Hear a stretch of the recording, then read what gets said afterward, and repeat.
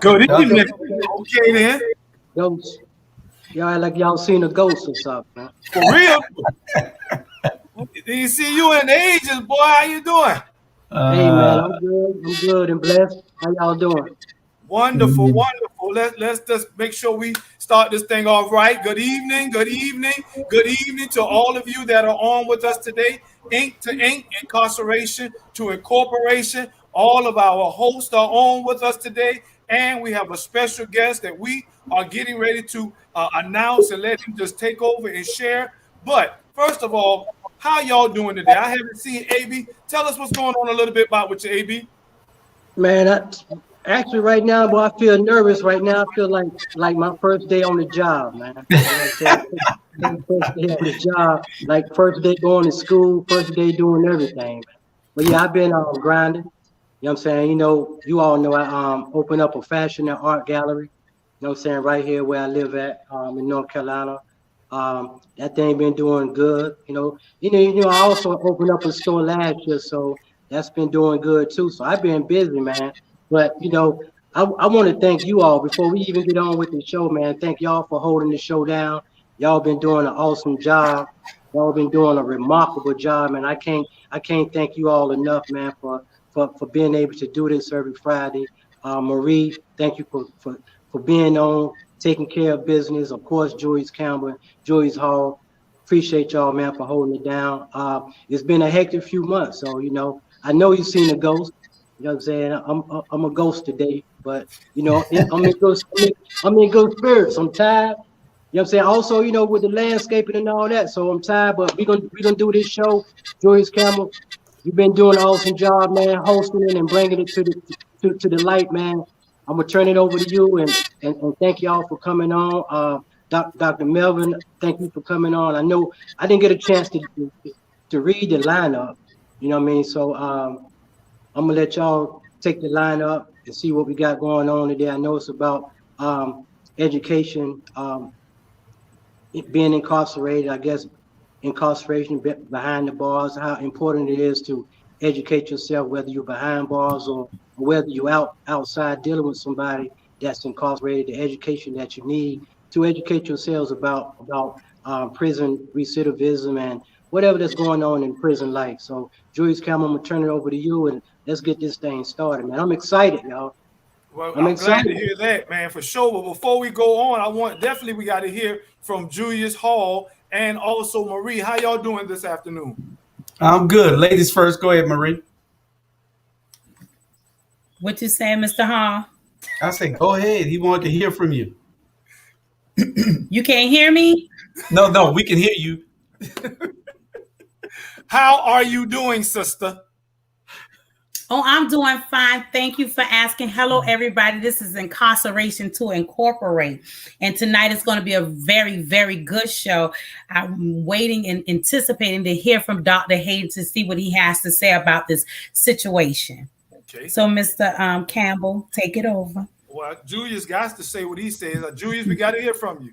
She must have got a delay in her computer system because if she's been going in and out all It is. My night. computer system is messing up really bad. Yeah, we can see. We got to get you a brand new computer and some internet over there.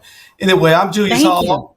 I am the founder of All Things Relevant Media, and this is one of the shows on this platform. We have about 11 shows on. This is our every Friday show. We are dedicated to giving information to those returning citizens so that they can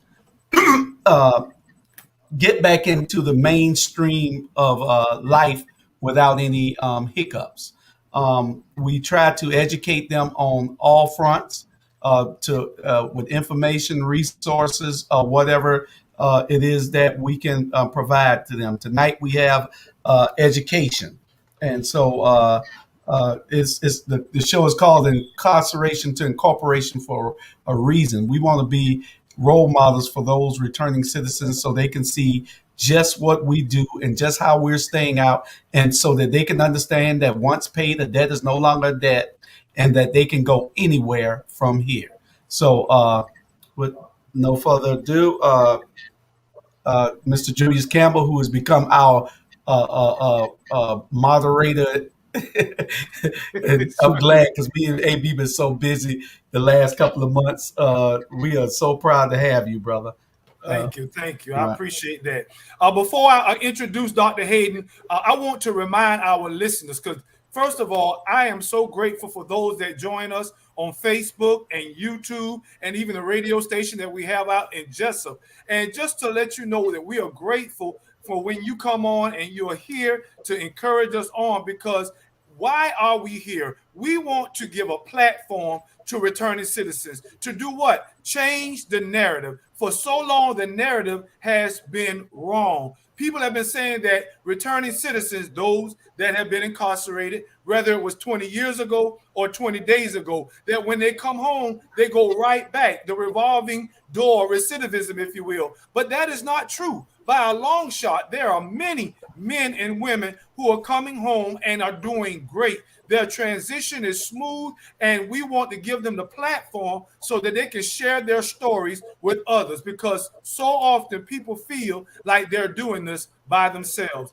And when we talk about incarceration, there is a gambit of sections as it relates to that, from our young people that we'll be talking about tonight to our older generation as well. And we thought it important or pertinent for us to bring on some professionals, Dr. Hayden to be exact, to share with us what is going on from the young perspective, because the juveniles are really coming right on out and going right into prison. And we want to do all we can to stop that. And we believe that education is the key, hence the title, Education, a Remedy to Incarceration. So as I introduce our guest tonight, his name is Dr. Melvin R. Hayden, and he's the Dean of Students. He's also over the Chatham County public school system, building bridges, high school and middle school. And what I would like for you to do, Dr. Hayden, is, again, if I didn't do you justice, tell us who you are and exactly what you do. Okay. Well, hello, everybody. Good afternoon or good evening to everyone that's out there listening and to the panel. I really appreciate you guys having me on. Thank you for the invite, and I'm glad I accepted. My name is Dr. Melvin Hayden. I am the Dean of Students for Building Bridges Middle and High School in Savannah Chatham County Public School System. So I work with kids all the time, work with them all day, actually. And that's just so that we can understand a lot of where they come from, building those relationships, understanding where they've been and where they want to go, how we can help them get there. They come in with no hope, and our job is hopefully that they leave with a lot of hope, with a lot of resources, with a lot of encouragement and motivation. Most importantly, inspiring them in ways that they have not been inspired in the past, breaking the cycle from what they've seen on an everyday basis to knowing that they're different and that they can change what they see, what they've been exposed to. They can change the environment from within, and they can start looking at a different path from within. A lot of times you can't change the situation that you're in right at the moment, but you can know that there's something different because you're dealing and talking and communicating and communicating with people that have seen what you've seen, that has done what you've done, that has, persevered and gotten over the hump, as I should say, or gotten over the bridge to a better understanding of how that can look. You mentioned something about kids going in, our youth going in and out of jail. You see that they're going in and out mainly because there is a lack of resources in helping them understand that they don't have to keep going back, that the cycle can be broken. But a lot of times our kids have to see the value in the cycle being broken. There's a value system to going in and out of jail. There's a value system to having this reputation of going in and out of juvenile. There's a value system. They've built a street credibility around the value system of that cycle. And so it gives them that lost sense of understanding of who they are, that they can't get out of that. They can't break through that. And so what we're trying to do through education is allowing them to see that that's just a cycle. That it's not permanent, that it can be broken, and this is how you break it. Awesome. Right. Awesome. Now we got a panel on, and I want y'all to pepper Dr. Hayden with those questions, those pertinent questions. Okay. I will start it off, and then Marie, you go in after me. Okay. Dr. Hayden, where does this passion come from? I mean, have you dealt with this personally? Have you had any encounters with the criminal justice system? I had encounters when I was 17 in high school. I was visiting a friend in the projects, and I was on my way home. Actually, I was going my way home. We were getting ready for a track meet the next day, and there was a sweep in the projects that night. Dogs, policemen, helicopters, everything. And so I think I was on the ground. It was January. I was on the ground. It was cold. Nobody cared. I was trying to explain to them where I was going or what I was doing. They didn't care about that. And I had to be there for maybe 3 hours. And that experience, shifted how I thought about where I was, the environment I was in, how I got there, what I was doing, why I was there. I actually started to blame myself for being in a situation that I really had no control over. But it wasn't me to blame. It was what the environment created within itself was why for number one was why the police was there. Number two, I had no business with that, but because I was in the environment, I was considered to be a part of the culture that had been created because of the stigma that lies within what we call the projects. And Dr. Hayden, I'm so glad that you said that, because I wanted to give an example. It's a young man that I know. He's very smart, very intelligent, right? Mm-hmm. But because of his environment, he's in the juvenile right now.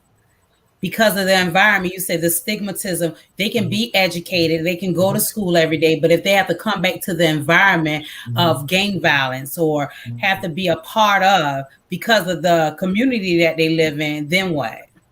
Well, I can tell you right now that Building Bridges High School has graduated every single senior that has ever come through that building.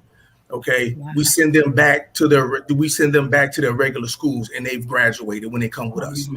I can tell you that what you're saying is true because I deal with young men who are exceptional in math and science, exceptional in reading and writing, exceptional in those particular subjects that can actually lead them to a better place or a better situation for themselves. What we struggle with and put in interventions and strategies in place is to allow them to see that what you're trying to do right now will only last for right now. I need you to see past what you're doing today. I know that when you open the refrigerator and there's nothing in there. I need you to see that what you're doing is going to create a situation where that fridge will never be empty again. I need you to see that when you walk outside, that there may be, gun violence. Like you said, there may be gun violence going on around what's going on with you. But I can tell you that there are neighborhoods. You can change your own neighborhood if you decide. But if you decide to leave your neighborhood, there are neighborhoods where this doesn't happen. This doesn't have to be the norm. I have to make them realize first and foremost that they've had a traumatic experience and we need to deal with that first. That what they're experiencing in life has has traumatic connotations. It has a trauma form. They've been introduced to a trauma that they don't recognize because the trauma that they're going through every day has become the norm. So I have to we have to reach them in a way that breaks that norm to say, this is not okay. This is not okay. And although I live here right now, I have to know that this is not okay. With Dr. Hayden, and another thing, they take $95,000 to house one juvenile, right? So if they would take that money, as I've said before, and put it in the poverty-stricken neighborhoods, to build community centers, to help with food and the things that children may need to make them shame, to make them want to go out at a young age to sell drugs because there's no food in the refrigerator. If they take that money and convert it back, don't you think things would be better? Things would be better, but I'm going to go back and say they have to see the value in that. They have to see the value in saving that child's life but by putting more resources into what they're doing with them, as opposed to just providing the food, clothing, shelter. We are a society that's based on social services, and our social services are built on food, clothing, and shelter. Well, let me explain something to you. Food, clothing, and shelter, that comes from Maslow's hierarchy of needs. The bottom step is food, clothing, and shelter. However, food, clothing, and shelter is not the first need that any one child has to have. That food, clothing, and shelter is a resource that provides what you need to live. But if you're talking about what I need to survive, that's internal. And that's something that comes from the village that we talk about when we're raising our kids. And we need to use those resources to widen that village out. Now, and I want you to explain that village, because so often we hear that terminology, but we don't see who that village really is. And as you're getting your answer together, let me share briefly. Caleb Chavez is watching us. He's watching us all the way from Dallas, and he's a counselor for the college WGU, an educator in his own right. And Ms. Tanya Howard Hall, she says, Dr. Hayden, good evening. She says, thank you for the job that you're doing with our students at Savannah-Chatham County. And then also we have Tanya Cummings. She's on, and she says that we have to know how to challenge the law so that we can be represented well, and also that we can help to change our environment. So I just wanted to share that, and there are others that are speaking, and I'm going to say what they're saying, but tell us a little bit about that village, how to become that village, and who is that village? Okay. And you made me take my glasses off. All right. So the village that I'm talking about, it's all around us. We have to know where that village is. I'll use the example of working with my students. Well, first of all, my students come to the alternative school. They've already been kind of beat up a little bit from from traditional school because of, whether it be their own doing or just, the environment doing, or whatever the case may be. They, teaching them how to take responsibility for where they are right now at this moment in time. Second thing is rebuilding those relationships with the parents, rebuilding those relationships with the students. Students respond when their parents respond. And if the parents respond to us in the way that we are giving them the proper amount of respect and dignity that they deserve, then we'll gain the respect of the child. And once we regain the respect of the parent, and that they see that we're trying to help their student, and we're also trying to help them. It's a twofold thing. I never stop trying to help parents, because the parents have never stopped trying to help their kids, and I'm never stopped trying to help those kids as students. And so it becomes that revolving door. So whatever environment that student is from, or whatever that environment that child is living in, then we become incorporated into helping what that is, to make them understand we're here for them and it's better. Providing those resources, for people that we know are going to do the job, that are going to follow up, that are going to stick with it, that are going to say, hey, Julius, I'm here for you. You can call me.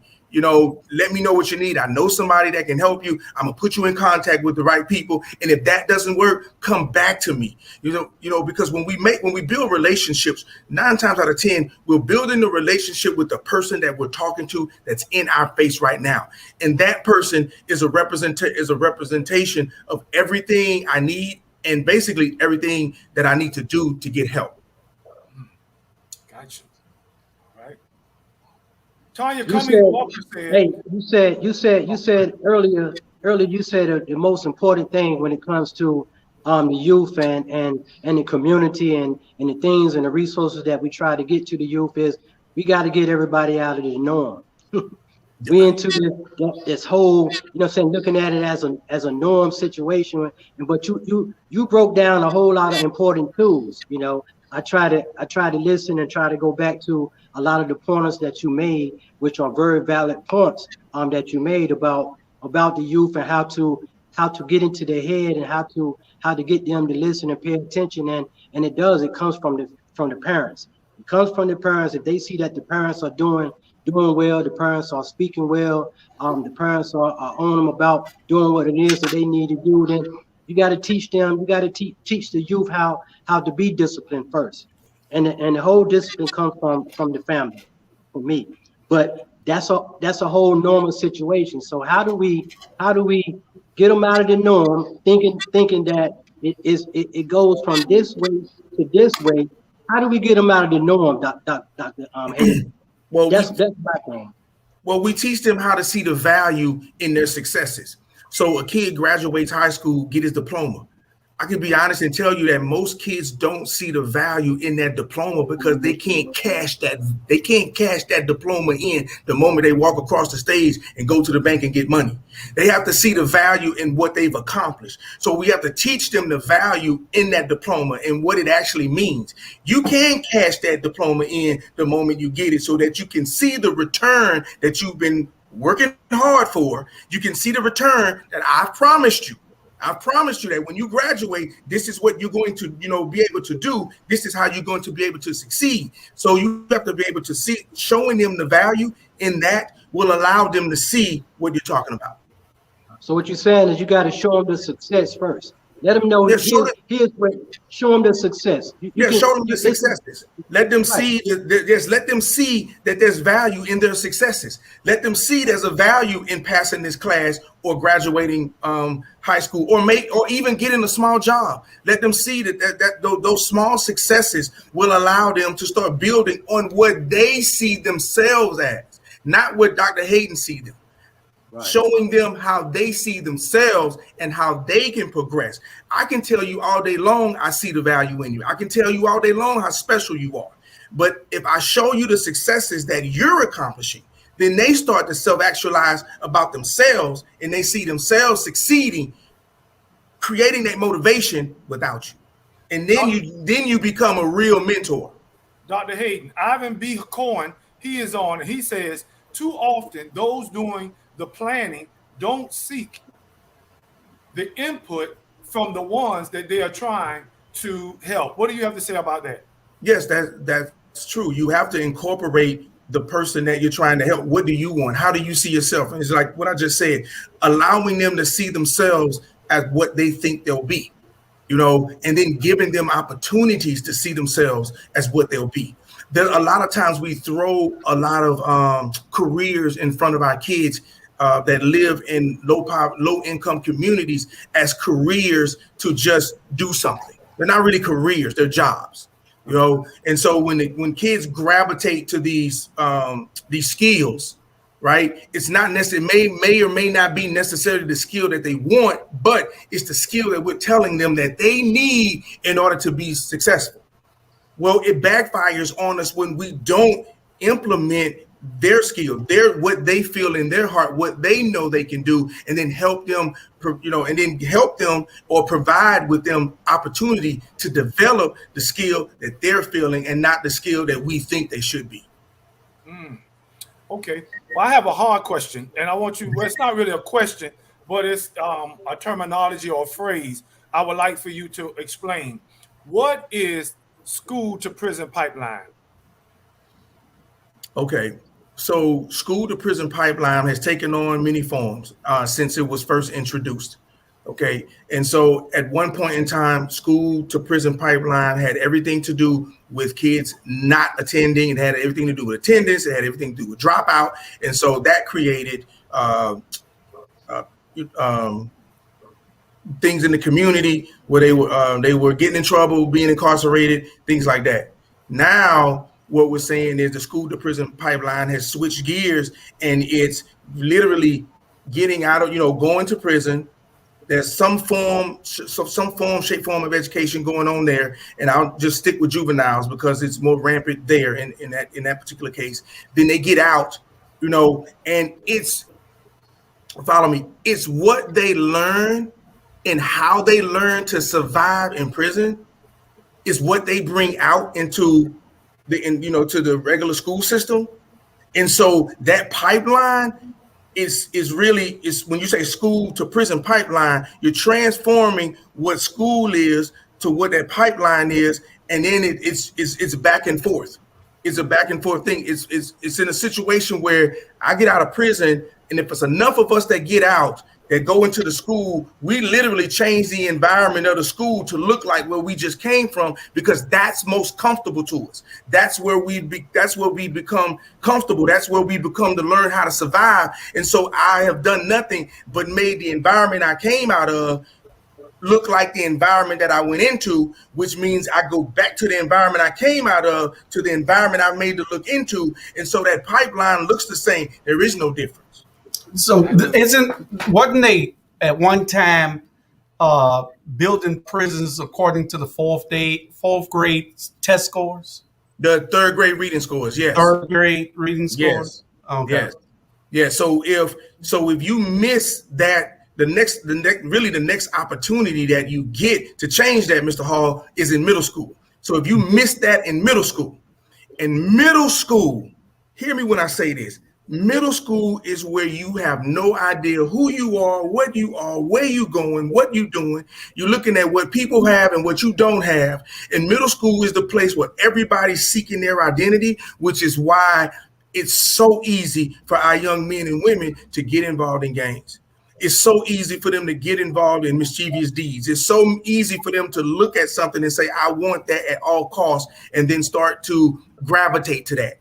Because of what you just brought up, it's the inability to not be able to read or not be able to be on the same level as my peers. And so I'd rather act up than, try to be smart around my peers. My biggest thing is that I think that these kids need a strong role model, male role model in the schools, because that's one of the problems I have with the Beacon program, is that they judge a person based off of paper instead of character. Sometimes paper relates to your character, but if a person is doing things in the community and is an asset to the community and can come into the school system and make a difference, I think that they should be allowed on a case-by-case basis to make that difference to save some of these kids. Because one thing that I've noticed is that I don't see enough positive role models. I got kids, and I was with them for 5 hours a day. And I pay them to do work so they can get some value, understand what it is to work. I give them little jobs to do, but from listening to them, I see that I'm gonna need a whole lot of help. I am, and I've been dealing with these kids for 3 years, and I make a difference because I keep them out of trouble when they're with me. But I can't be with them 24/7. But we need that strong male role model in their lives, and it's more of us, people like the four men here, that got to include ourselves in these kids' lives. They're not our children. No, we didn't have them, but they are our responsibility to some degree. And that's where the village come in at, Mr. Hall. That's where the village come in at. And then a lot of times, Dr. Hayden, the village stopped caring, because the reason why I say that, I'm speaking as a parent right now, because when you take and you try to discipline or say anything to someone's child to help, then you have the mother who don't want you to do that. So, the village, back when my grandmother was alive, Miss Maybell, them could say something to me, and guess what? We couldn't be disrespectful to our elders, and we had to listen and to be respectful. These kids now, a young lady saw me sitting on the porch she was no more than 14 years old, and she was still cursing, and she saw me.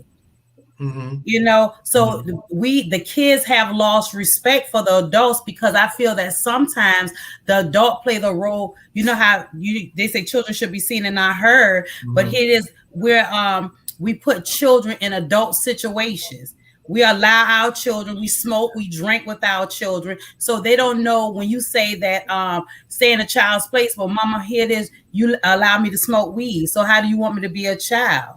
So I'm just saying. No, you're right. We lost sight of what you're saying, because this is the direct correlation to when children was having children.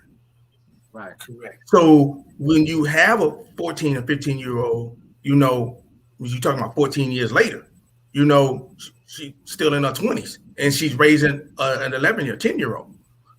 So not having that direction to understand, because a lot of parents took on that role to say, okay, well, look, you were grown enough to have a child, you were grown enough to take care of it, and that left a lot of young women just fending for themselves and trying to figure out how to do this without any direction. So I understand that that's what we see, because a lot of that is what we're dealing with.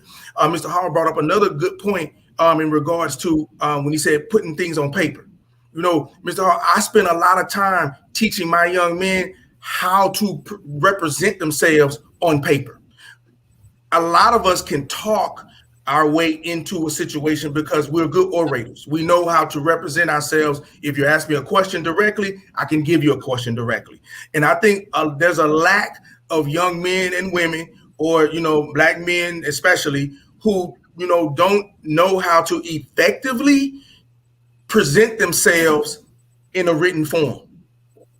And that's discouraging. So when I see that, especially amongst my young men, and I'm asking them, hey, write something about, tell me about yourself, but I want you to write it down. And as I'm talking with them through the things they've accomplished, through the successes they've had, and they, the first thing they say, oh man, I didn't even know that. I didn't know that you wanted to know that, or I didn't know that was important. All of it is important. And once we learn, and when we can teach and learn how to present ourselves through the written language, then yes, a lot of things just open up, a lot of doors open up, because it's just like when you apply for a job, you have no idea what these people look like other than what they have on this piece of paper, and that's the same thing. We look at that, the resume, and it's like, we go yes and we go no. And a lot of that is because the person who wrote the resume was not able to explain themselves, in a way, or, in such a manner that would get the attention of the people that's actually reading it. Dr. Hayden, let me remind the people of what we're talking about. Again, today's title is Education, Remedy for incarceration. And some of our listeners, it was Tanya Walker, I believe, she agrees with you that some of the reasons that we have these young people going to juvenile is because, as you stated, children having children. And let me clarify that definition again for some in our audience. School to prison pipeline. It is a tendency, school to prison pipeline is the disproportionate tendency of minors and young adults from disadvantaged backgrounds to become incarcerated because of increasingly harsh schools and municipal policies, as well as being unequally educated. Now, I brought that out because we've talked about a lot of the negative aspects. Now, what I want to do is switch gears and start talking about the positive. For there are a lot of A, programs, B, nonprofits, C, people that are trying to be of help. Julius Hall said it best when he says role models. And when we talk about role models, these role models have to be able to A, relate, and B, be relevant. Little old grandmama can't relate to the 90s babies or the 2000 babies and almost now the 2020s babies. So we got to have those that are relevant and relatable. So help us to understand some of those programs and peoples that are helping to fight this. Okay, so I will say that I'm gonna just let me go back one tick into the education system. What the pandemic did when everybody had to go online and everybody was home and we had to do it a different way, we had to learn a different way and how to get information across. It actually helped us learn how a lot of children learn. Okay. Some kids did great online. Some kids have to be in the building. Some kids can do a mix of both. Some kids can watch a teacher on the laptop and get it and understand it. Other kids need to be, in the classroom getting hands-on instruction. So before then it was traditional. And now it has broadened the doors, opened the doors up so where we can actually, learn. We're learning we're learning a different way in how to educate our kids through the pandemic and what happened. So the school system actually had to change courses and how it taught to be more effective to those kids who was getting it and understood it from that perspective. Then you have the resources. Everybody within the city of Savannah and in Chatham County, started to come together, started to have conversations where you can have programs like DEEP that come into the Building Bridges program. You have other mentoring groups that are around the city that are able to come into different schools and help with that mentoring process that Mr. Hall has been talking about, to give the kids an opportunity to talk to someone that has no biases to what they're doing, almost like a therapist coming in, someone that they can talk to about the situation, about what's going on, to give them an adult voice to talk to other adults about helping them and getting them resources outside of talking to quote unquote the school officials, because sometimes school officials are not always the ones who kids want to talk to. They do want to talk to someone that doesn't have anything to do with the school.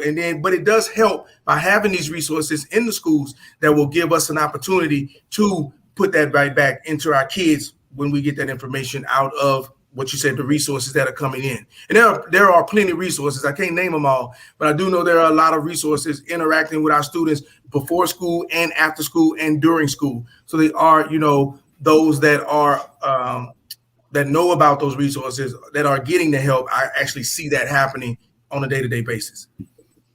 Gotcha. I can name a few, and I'm sure that Marie and Julius can chime in. And Tanya Howard Hall says, yes, we had to reimagine school. And you named a few, Building Bridges, the special ed teachers that are now coming on board, REP, Work Readiness Enrichment Program, DEEP. You also have Front Porch and Park Place. And since I've been working with, since I've been working with system impacted youth, I've seen a number of nonprofits come on, even the Salvation Army, Goodwill, and what's that one right there? That's oh Lord, what's the Miss Trice is over there. Oh my goodness, I can't think of the school right now. But what I see is there are people coming out the woodworks to help. What I would like for you to do is tell them or us how we can be of assistance. Of assistance, time. Most kids, I would say that when it doesn't matter how much time you put into a student. If you're not consistent, you lose them. You could come every Tuesday for 10 minutes. Do you realize that kid is going to look for you every Tuesday for those 10 minutes? They're going to look forward to those 10 minutes. They're going to know what they want to say in those 10 minutes. They're going to know how they want to interact with you, what they want to talk to you about. They want to be a part of what you have going on with them for 10 minutes. And anytime you can be consistent with whatever how much time you have to spend with any student, if you're going to volunteer, make sure you're consistent. Make sure if you're going to go on Monday that your schedule is 110% clear every Monday or every Tuesday or every Wednesday or whenever that is, because that is where the impact lies. That's where you see the most impact. So do you have information? We're going to put that in the chat too for those who would like to be of assistance. I know you have talented individuals with power that they're looking for males. Julia said it. Yeah, he said males, yes. It's so hard to find men. As a matter of fact, Tanya just sent me a text and she says, what do you think? And this question is to you, Doctor. She says, what do you think about dads on duty? It's a group of about 40 dads who roam the campus. Are you familiar with that? Yes, let me tell you something about dads on duty. Dads on duty allow not just young men, but young women without fathers as well see men in a not just a positive role, but a responsible role. And that is so key. Responsibility and accountability creates motivation, inspiration, and positivity. When you see men being responsible for whatever they decided to be responsible for, and they're holding themselves accountable to that, that makes the biggest impact on any young mind, especially a young mind who has not been introduced to that. They look for it, they want it. I can tell you right now that half of those students know exactly how many dads are out there. And if they're missing one or two, somebody should get, hey, you guys had 40 yesterday. You only had 37. What's going on? They notice that. They take notice that, and they feel safe. It's a comforting and a very safe feeling to have that, that going on at the school at any given time, or any school at any given time. When Mr. Hall said, I'm going to go back to you, Mr. Hall, one more time. Anytime you can have men who are taking responsibility for any plot of land, or just any school, any dads that are out there that are taking responsibility by showing up to the schools, having a voice at the school, being accountable to their kid and other kids as well, being responsible, to their kids and other kids as well. It's a major impact. It's a major, major impact to have men show up and show out.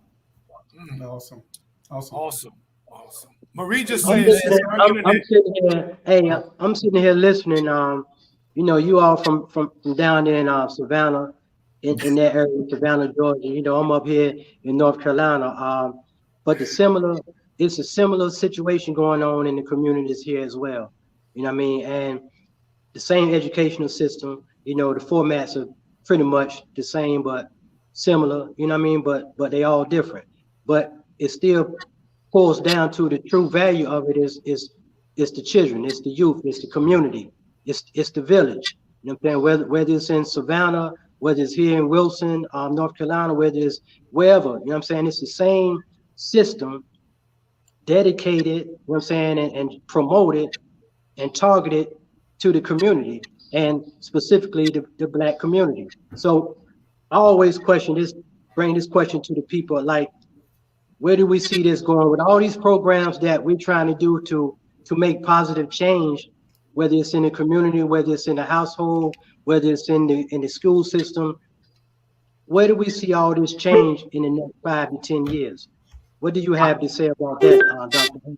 I would say, first and foremost, if you want to see real change, don't bite off more than you can chew. Know exactly what you can do and how effective you can be with what the resources that you have that you can do. Because there's plenty of, look, we always need resources, and we don't need to shun resources out. But make sure that if all I can handle is 10 kids, let me make sure that I'm going to do the job with these 10 kids, that I know that I can make an impact on them, and let the next resource do that, and the next resource do that, and so on and so forth. In the next 5 years, I see it being, if we can hone in on that, we can be extremely successful. Especially starting in the elementary school. I do believe in front loading. I do believe in starting in the elementary, catch them while they're young, and give them a lasting impression. I have lasting impressions of the men who targeted my life and did a lot of things, positive things in my life in that elementary sector, And so when I went to middle school, I was looking for those same men, and I found them. They were there. Continue to keep pouring into me over and over. So if you have a resource, and say you have a group of 40 men in your organization, then you should have 20 men at the middle school, 20 men at the high, you should have them split out everywhere throughout the schools, because your organization is going to make an impact. And that's how you recruit the ones when they get old enough. It's like, you know what? Hey, Mr. Hall's program, I never really met him, but I met all the dudes that was in his program that helped me get through high school. And I want to be a part of that. I want to give back. I want to put back into the Hall program, and that's the beauty of it. It's the ripple effect. I might not ever meet Julius Hall in his organization, but because of the young men that he's poured into and that's poured into me, I know his name and I know what he does. And so I want to be a part of that, because now I can wear that like a badge of honor. And that's another thing, giving young men an opportunity to be something proud of. Right. You said it earlier. You said, hold on, Joyce. You said it earlier, which was very important. You said that the middle school, that's the trap off.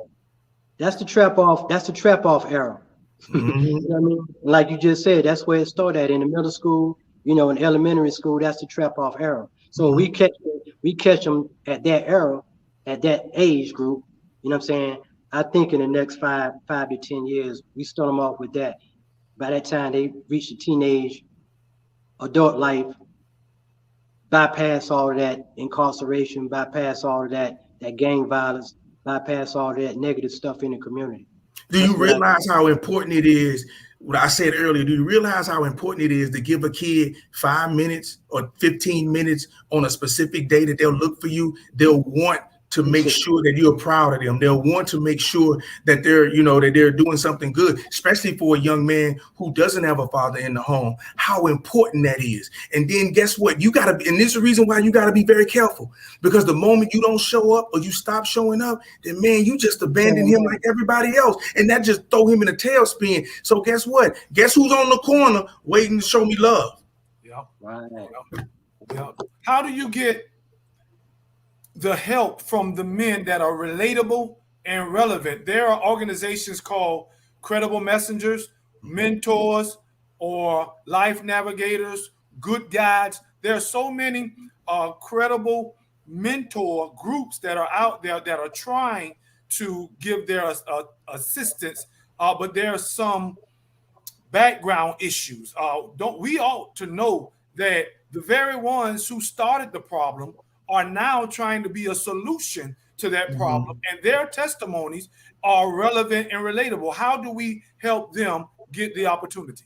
I actually think, and I'll tell you, one of the things that Building Bridges has does with exactly what you're talking about. You invite them in to give those motivational speeches. You invite them in to give the talks. We've had plenty of people that come in with colorful backgrounds that have been able to, facilitate a group session, to talk to our kids, to let them know, that this is where I started and this is where I ended up. But all those different organizations that you just named, all those different resources that you just named, they have to reach out to those places, to allow them to come in, and just give them the platform to say, hey, we're going to come in, got a group of 5.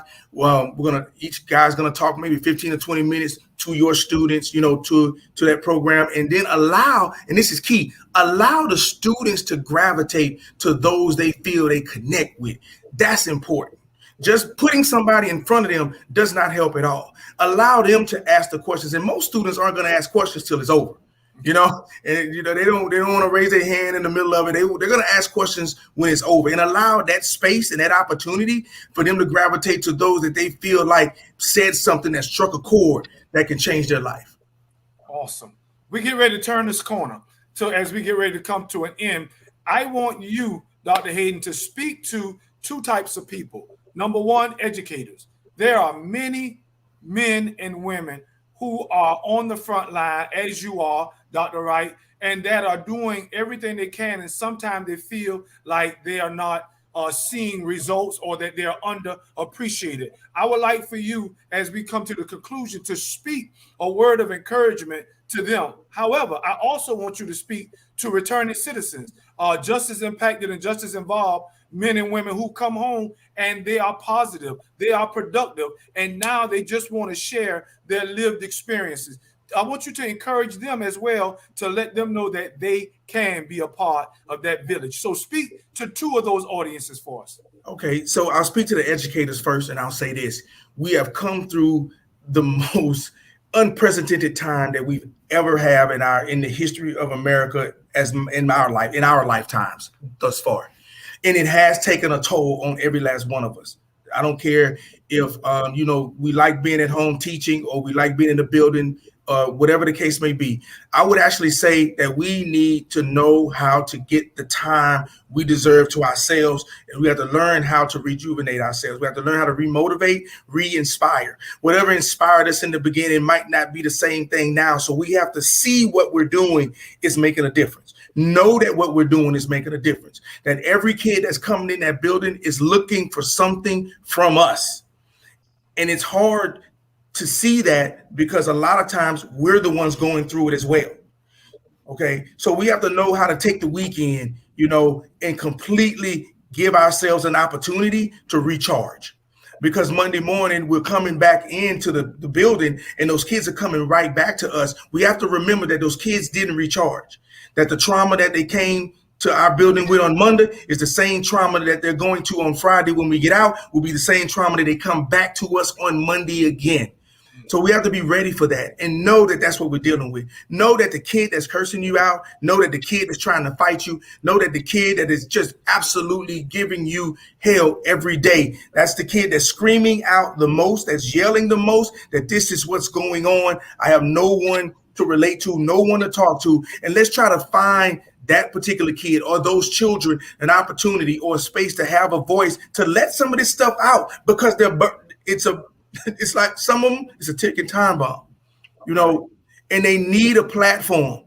The ones that we know that need a platform, they need a platform to get that out, and an opportunity to create that space for them, to give them that opportunity to let that go so that they can start dealing with some of the things that not that they're dealing with now. We have a lot of kids that are still dealing with 2020.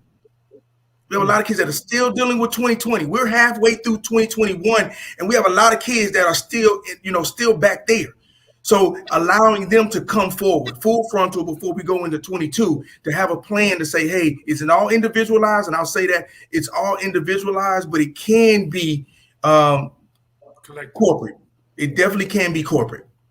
To those that are getting out that don't know what to do or how to do it or where to go, I would say this.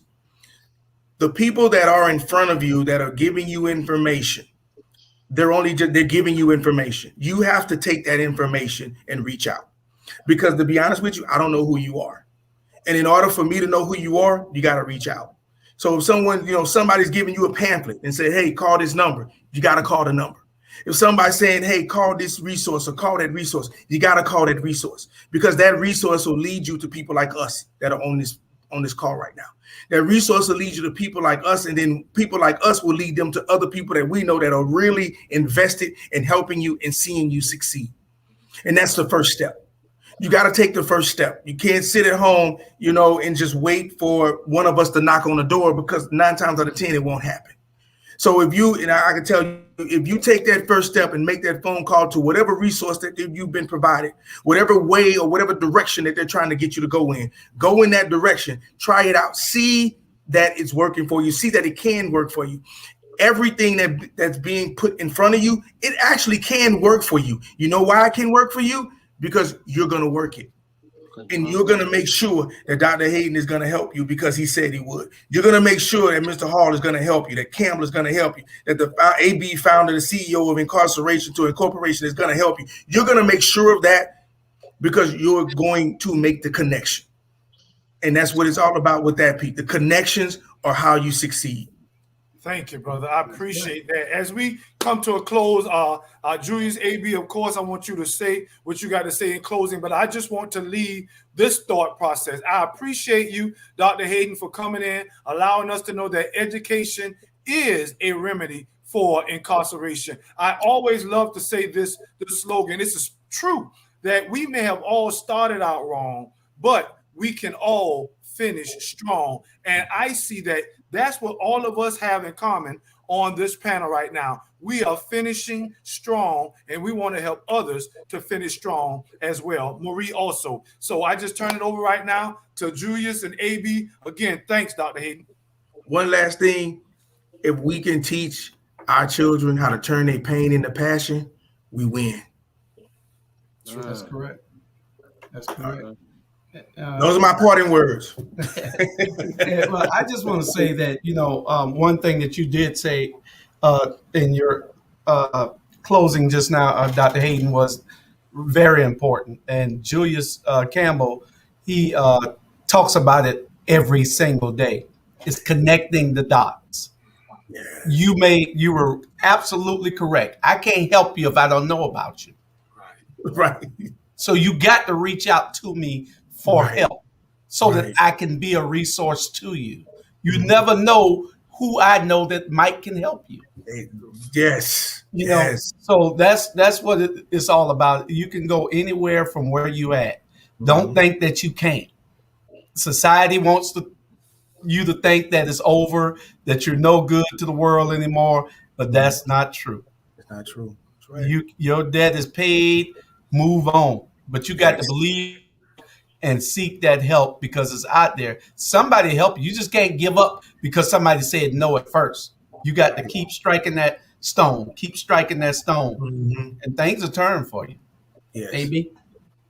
Hey, Dr. Hayden, everything you said from the beginning of the show all the way to the ending of the show was on point, and is exactly what we needed, exactly the reason why I started Incarceration to Incorporation, because of the resources that is available out there. You brought on a lot of resources. You brought on a lot of thought process on how to get resources, and this is what this platform is all about. So I thank you for coming on to give all the information that you got to give about the education system, about the youth and especially the juveniles. It all starts back. It don't start forward. It starts back. You know what I'm saying? On the back is those at the back of the line are the juveniles. You know what I'm saying? So everything that you brought up from the beginning to the end is exactly the reason why I started Incarceration to Incorporation. Good. And I introduced it to these brothers here who was able to see what I wanted out of this. And as you can see, every Friday from 6 to 7, these brothers and Marie has taken on the opportunity and they run with it. They took it on and they doing a hell of a job. So I thank you for coming on, Dr. Hayden, with all of those resources, with all those good words, all those encouraging words, and they enlighten. A lot of that stuff enlightened me. Like I said a few minutes ago, you all in Savannah, Georgia, in that area, and but I can relate. I can relate because that goes on in every community throughout America. It goes on in all the communities, especially the Black community. So that's my point on that. That's the reason why this platform is so important. And I thank you for coming on, giving all the information that you got to give. Appreciate You're you. welcome. Okay, thank you, Dr. Hayden. We're going to extend about 10 more minutes after you leave. We have a Okay. caller on the line that's calling and wants to tell his story, because that's some of the stuff that we do. We have callers from time to time call from prison to tell us what's going on in there, anything that we can help with, to tell their story, to express their concerns about what's happening there. Because believe it or not, a lot of guys help to guide guys and steer them right while they're in there. So Right.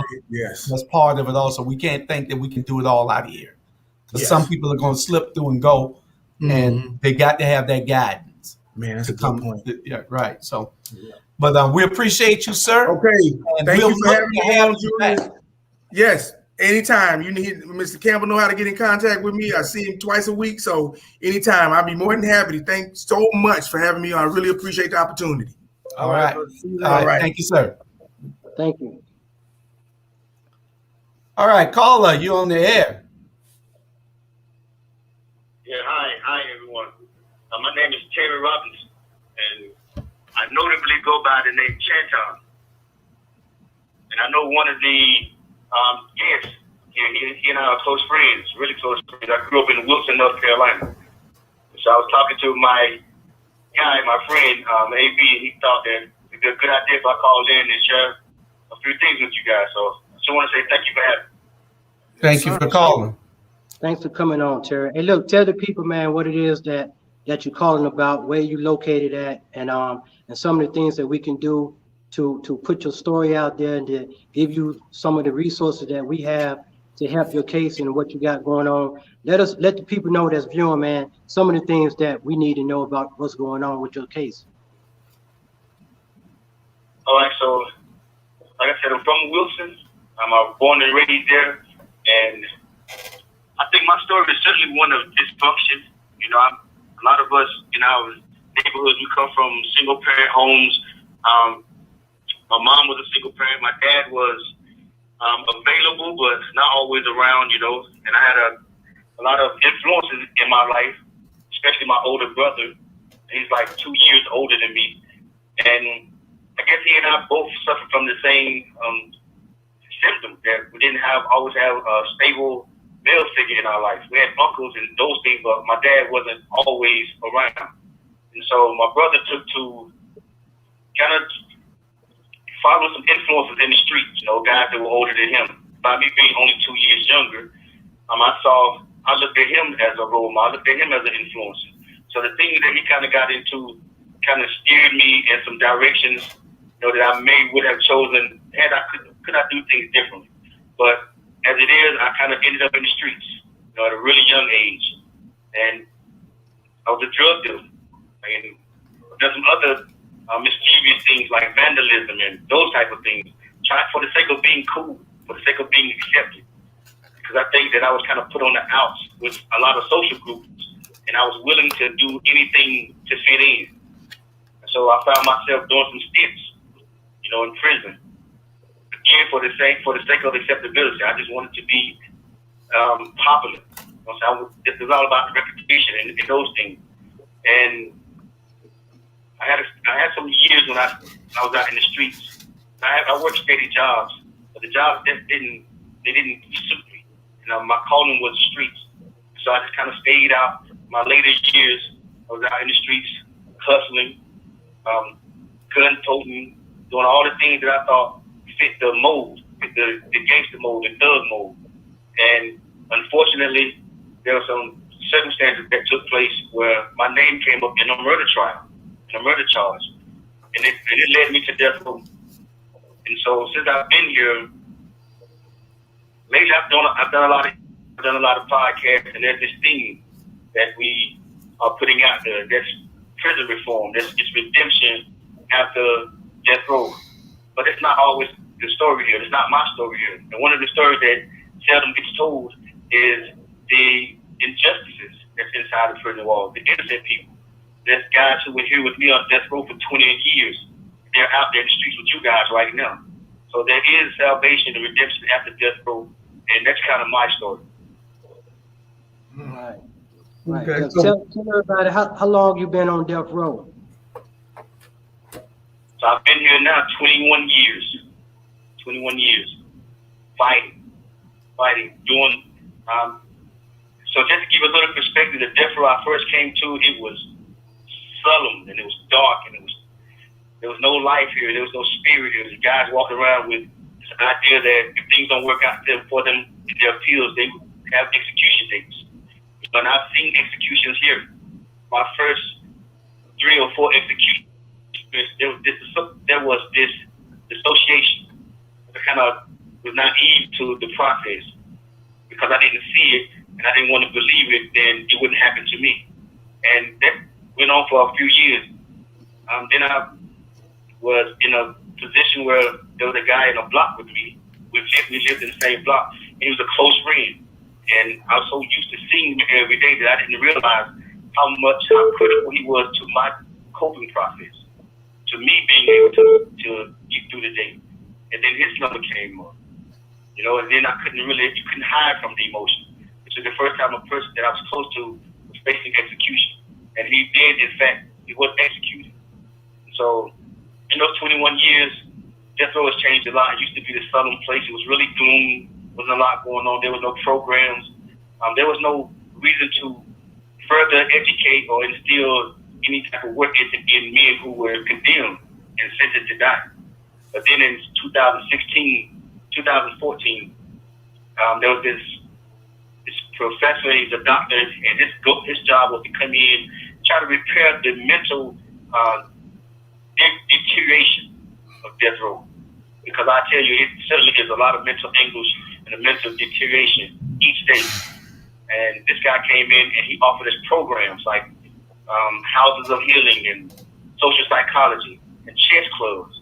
We had drama class. We had speech and debate. We had Toastmasters. We had all these different programs.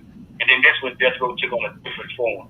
And started to see guys who really showed that even after tragedy, we as people are still savage.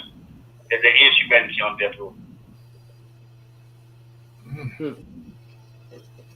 And one thing I know for certain is that time can change anybody if you want to be a part of change. And it seems like you have incorporated that into your mental capacity, that it is a time that we change, because time will make you realize all the mistakes that we've made in our lives. What is the status of your case now? Well, I am fighting a wrongful conviction. I've been fighting now for 21 years. And again, I tell the story of death row and how what it takes to get through death row. But my story isn't always everyone's story. And my case is in the appeal state, in the stages of my case, and it's in Wilson County Superior Court. It's called the MAR. This is the stage where a lot of guys, if there is a possibility for us to get help, this is usually the best stage. The downside to that is death row cases drag out. They take a long time and they cost the taxpayers lots and lots and lots of money. And an average death row case can take anywhere from 20 years for it to meet its last appeal. I've been on this stage of my appeal for 18 years now, and it hasn't been a lot. It wasn't all positive. Just recently, in the last few months, there's some things that have been developing, some issues that seem like they're really on the up and up, and I'm more hopeful now. One thing I can say is, after 20 years on death row, we love this idea of having hope. A lot of us have strong values, and we have our spiritual values, and we want to say that we believe and we have hope. But after 21 years, it's hard to hold on that long. It's hard to see the bright side. So my process didn't really start from me thinking that this injustice would be undone and that I would see the streets again. Mine was, in fact, the opposite. I believe that I would be executed as an innocent man. I believe there has been innocent men before that has been executed.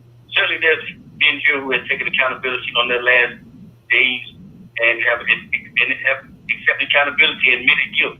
But there has been few who have went to their deathbed saying, I'm innocent.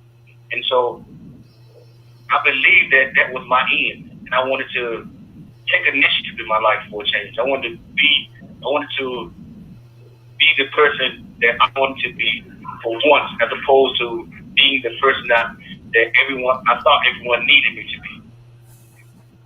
Okay. All right. Well, you said that you've written books also, right? Yeah, so there's this book that's out called Cryptic Letters, Voices from Death Row. And it's myself and 3 other guys that we want to tell our story, because there's a lot of people.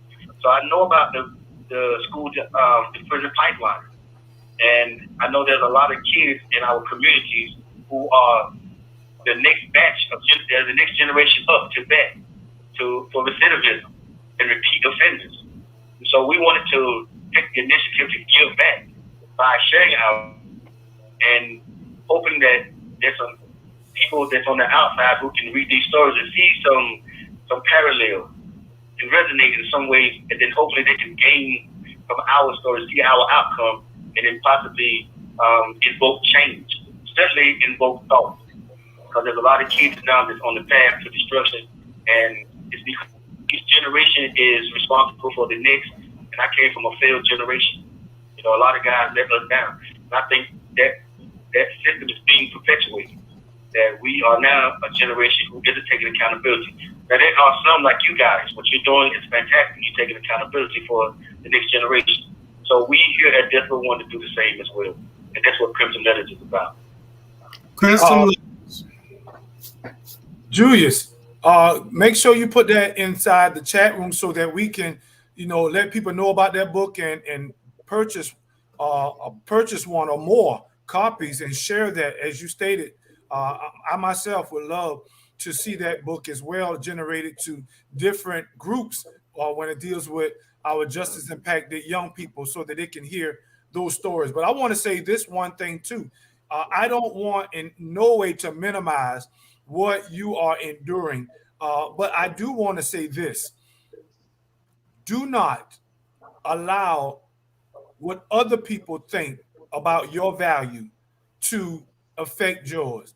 As Dr. Hayden stated before he left, recognize the value that you have in life. Whether the courts do not agree, or family members or communities, there is value in your life and in the lives of the men on death row.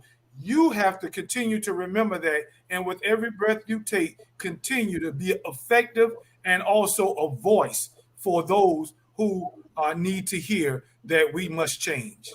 And I encourage you with that. Your life has value, period. Yeah, it is. It's very inspiring, brother. Very moving, and I appreciate those. You have 60 seconds remaining. I appreciate those words you mentioned. All right, Terry, man. Appreciate you for coming on, man. We're gonna do this again. Yeah, we'll do you again Sure. so we can get your message out. We want to keep a status on update on your case and where it's at. And Sure. we're gonna get this book. Yeah, I want to read this book. To it. All right, my brother. You have 30 seconds remaining. And I want to say really quick, and like I said before, there should have been options like this, and maybe there were when I was coming up, but they weren't always available. But there should have been options like what you guys are doing now, and I applaud you for taking the initiative. You really are changing lives. What you're doing is very impactful, and I appreciate it. We appreciate you. Thank you. Thank you, brother. Okay. All right. Just contact AB, and then we can have you on again whenever AB. Well, it hung up on him, but AB, just get him on whenever so he can tell us part of it and give us an update. He can call in at 7 every time. We can put him on the end of the show so that he can give us that update. Yeah, very good brother, man. You know what I'm saying? I know the family. I know all of them, man. And just an unfortunate situation that happened to him, over 20 years ago. And he's at Central Prison here in North Carolina. And he's on death row. You know what I mean? So, like you said, he's changed. He's done a lot of things, a lot of programs that he started that the system Central Prison didn't have those programs, and him and a few of the brothers was able to create programs, man, that's helping those that are on death row. So he's changed, and like you said earlier, Julius Cameron, you know what I'm saying? It's not over. You know what I'm saying? It's not over. Even on the inside, it's not over. You know what I mean? It's not over. So the brothers doing good things, man, and we gonna pray and hopefully get some things popping for him, man, and bring him home, or at least get him off of death row and overturn that case, because he is, from my understanding, he is wrongfully accused. You know what I mean? Right, right. That's right. I want to read the book, so I'm gonna get the book soon. And we encourage everybody else out there to get it. Crimson Letters. Voices from Death Row. Voices from Death Row. Get the book. Get the book. Get the book. Brother name again is Terry Robinson. Brother name again is Terry Robinson. Yeah. It's by Terry Robertson. Terry Robertson. Crimson Letters. Yeah. Voices from Death Row. All right, my brothers. Another great show, and I appreciate y'all. And hey, I appreciate y'all, man. I appreciate y'all for, again, man, continuing to hold it down. In my absence, I was going for a week. A week. Yeah, a week. Yeah, I heard it. For a long week. You know what I mean? But I appreciate y'all for holding it down, man. All right. Yeah, y'all. Hey, what are y'all doing tomorrow, man? I'm gonna have to reach out to y'all on a conference call or something, so we can get this other ball going, man. For this reality show. So y'all. Oh yeah, we do. Y'all stay tuned. We are in the works of doing a reality show for Incarceration to Incorporation. We are in talks to do a reality show, Incarceration to Incorporation. We'll give you more details on it next week, I guess, and after we have our discussion on it. So we'll update y'all on that later. Hey, Joey. See you good night. All right, y'all have a good one. All right, see y'all later.